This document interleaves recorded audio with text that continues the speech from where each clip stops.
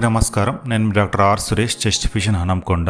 అకస్మాత్తుగా జ్వరం, చేతులు కాలు తీవ్రమైన నొప్పి, నడవలేని పరిస్థితి, ఇది చికన్ గునియా కావచ్చు. చికన్ గునియా అంటే ఏమిటి?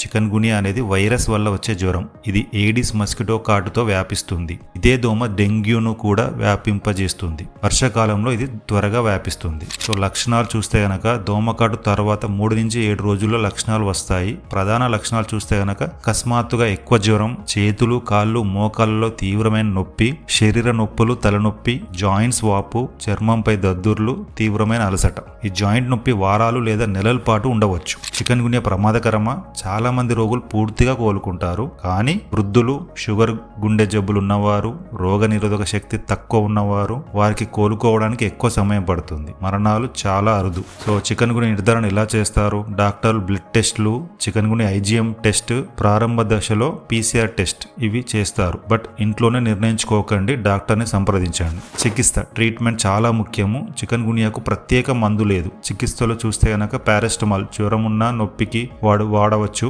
ఎక్కువ ద్రవాలు తీసుకోవాలి. పూర్తి విశ్రాంతి. డెంగ్యూ లేదా నిర్ధారణ కాకుండా ఇబుప్రోఫెన్, డైక్లోఫెనాక్ వంటి మందులు వాడకండి. తరువాత దశలో ఫిజియోథెరపీ అండ్ తేలికపాటి వ్యాయామాలు ఉపయోగపడతాయి. నివారణే ఉత్తమ చికిత్స. ఇంటి చుట్టూ నీరు నిల్వ ఉండకుండా చూడండి.